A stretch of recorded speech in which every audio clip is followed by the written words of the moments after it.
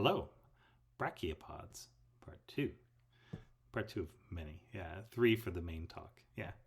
All right, so let's learn some of our different kinds of brachiopods. Why not? And so we'll pick out some of these major groups that are maybe a little easier to recognize or a little commoner. And those will be the ones that I want you to try to get your head around, see if you can, identify these types just visually on sight. So we're going to start with lingulids. Now, lingulids and craniids, that's these down here, they are both going to be inarticulate brachiopods. So they have a hinge, but the hinge has no teeth, which means in addition to doing this, like a Pac-Man, they can also do this, like a, I don't know, a sheep or something. They chew like that. Yeah, cattle, something like that, like a ruminant. Yeah. I don't know that that's a particular advantage, but it's a thing they can do, that's for sure. So lingulids have a chitin and calcium phosphate shell. Chitin is the underlayer that makes it a little bit bendy, and calcium phosphate is just like in our bones. And they are special in that way. The other groups that we're going to study do not have this. Forget about acrotritids. They're very early, and I think we have like one, maybe two. Yeah, and they're tiny. You need a microscope to see them. Whereas lingulids actually get to a decent size. So this is the one that was shaped, that was long and had the big pink pedicle coming out. They still exist in the world. And you can see here they go, all the way up to the present day.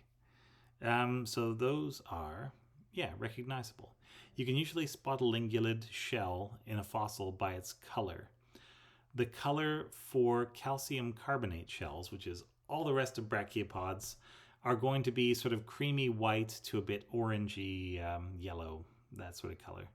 Brachiopod shells that are calcium phosphate, which is going to be just your lingulids in the collection that we have, are going to be kind of a gray. They look sort of like lead to black. They'll be shiny where the other ones are not. They're really cool looking. All right. So our other inarticulate type are going to be craniids, and craniids are experts in the game of hide and seek. So they have two shells. One shell will be cemented onto something. So they're actually going to glue their shell onto something, and they will grow by sort of spreading out. And they'll have another shell that instead of opening on a hinge like that, they'll just lift up the shell, and then they can do filter feeding, and they'll snap the shell back down when they are ready to stop filter feeding. Craniids are going to have, you can see the impression of the little muscles is going to stick out. And so it'll kind of look like it's a little face. Like, look at those. Craniids you're going to find almost always stuck to something else. Usually they are stuck to other brachiopods. So it's a brachiopod that mostly lives on brachiopods, which is pretty cool. Yeah. So yeah, craniids. Look for them. They will be round. They'll have a little raised bit in the center, but they'll be almost completely flat. Craniids can sometimes mimic the structure underneath them, so they'll do camouflaging. They'll do their best attempt at making the same texture underneath their bottom shell appear on their top shell. And the texture doesn't run through the middle. They're just like imitating, they're like looking down there and saying, okay, I need to do this. Let's make some lines, and then we'll look like just part of the brachiopod.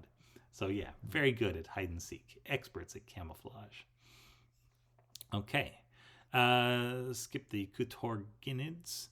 Let's do Strophominids. Strophominids are going to have a strophic hinge. A strophic hinge is a perfectly flat, straight hinge. So it's not bent, it's just flat. That's what strophic means, just a flat old hinge. And they're usually going to be very flat shells. They are not going to have spines on the back. They are just going to be flat. They're usually going to be extremely thin, and they will open up and close. And yeah, there are a lot of them, and they look like this. These are very common in the earlier times, particularly like Ordovician, Silurian, Devonian. Yeah, tons of strophominids. Then we get to productids, which are probably my favorite group, I gotta say. Productids are strophominids, so they're from inside the same larger group that gives us Strophominida. So they're in the Strophominata. but they have spines. They'll have sometimes spines along the hinge line, so at the posterior. They'll sometimes have spines on the ears that may be a different size. They'll often have spines on the body, like the center part of both shells, or only one shell. But these little hollow tubular spines are, I think, just amazing. And these are to act like a fork to help stick the brachiopod into the sediment. So it'll just grow these spines and anchor itself down as best it can, so it doesn't get flipped over in, when the tide comes in and out, when there's a storm, when there's some waves. Yeah, brachiopod abides. Yeah. Okay. Next one. On the primitive end, we're going to have orthids.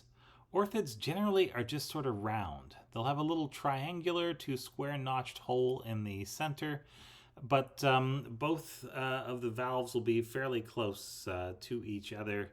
There's not going to be a big inter area like you see here usually, whereas there is quite often a big inter area in some of the other groups, like in between the shells, like a flat little area there. So orthids look really primitive, and a lot of the most primitive brachiopods are orthid-like or are orthids. Yeah. All right, so skip the pentamerids. They live a kind of a split lifestyle. They've got a big dividing line running down the shell. You got left brachiopod and right brachiopod that don't like each other very much, apparently. It's just little shields around their muscles for closing the shell. But they're kind of neat. Rhynchonellids, we need to know. Rhynchonellids have ridges. Rhynchonellids have a tapering, pointy hinge. So they're actually kind of triangular or teardrop shaped shells. And so that's the posterior. This is the anterior. And so, yeah, they'll open up like that. If you look at the back of a rhynchonellid, it will often have a little sort of like this, it looks like a little monster mouth. It'll go like this. But looking at that, you see what it's doing? It's smiling. And if it's smiling, that means it's upside down. So flip it over. So this one has got the ventral and dorsal on the wrong sides. The ventral, which is this side, should be on the bottom while it's alive. The dorsal, which is this side, should be on the top. Yeah. Oh my goodness. Yeah. Get it together, brachiopod illustration person. Next we have atripids. Atripids all kind of look the same. They're going to be long this way, long.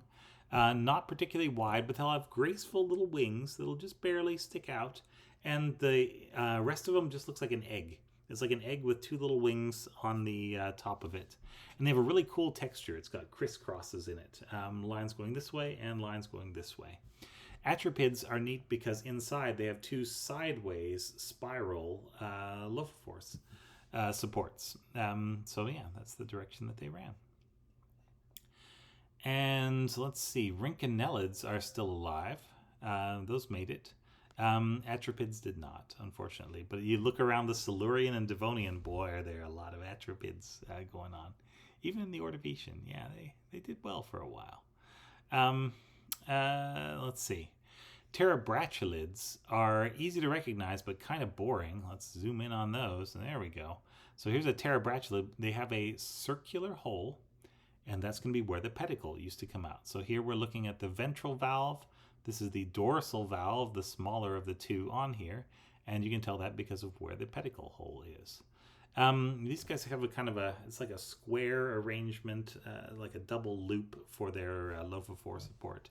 Kind of interesting looking.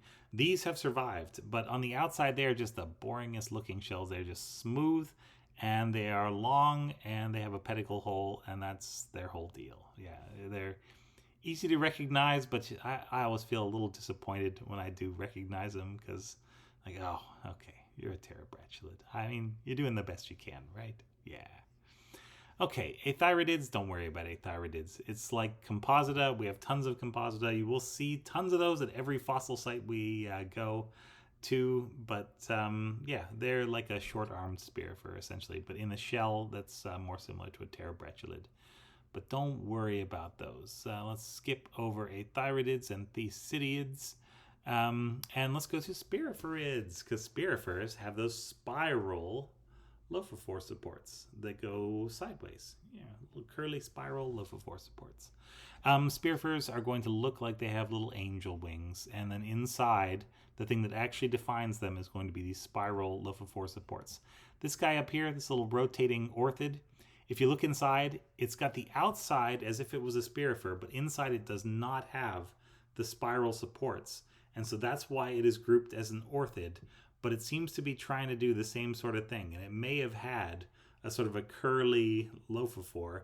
It just may not have developed the support for it yet. So it may be on the way toward that, or convergent evolution on that same idea. Yeah. So the things like Lingula are going to have phosphate, so calcium phosphate in their shell, layered over chitin. Craniids are going to have calcite shells.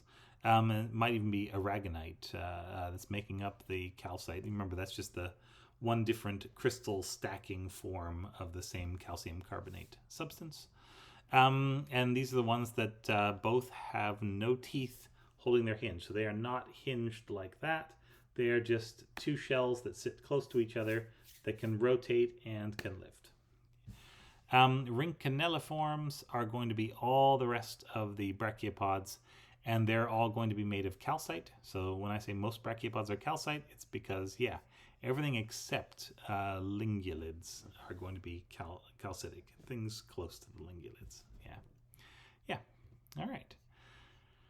All right. And so with some of the modern data, so for extant brachiopods, you can mix this in with some of the fossil data based on characters, and can actually start to build up these phylogenetic trees that have both the old things and the new things, because that's a real phylogeny. Like the way we do it with DNA, we just take things that are around now and try to imagine with a computer and mathematics how they could have connected up. With these sort of character matrix derived trees, which we'll learn how to do in just a little bit, we can actually reconstruct based on the development of features.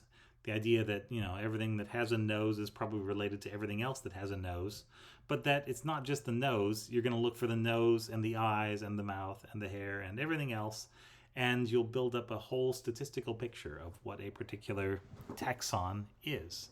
So it can be done, and done fairly well, and these are a part of pretty much every good new paper that describes new taxa, and several others that try to sort of organize the fossils we have.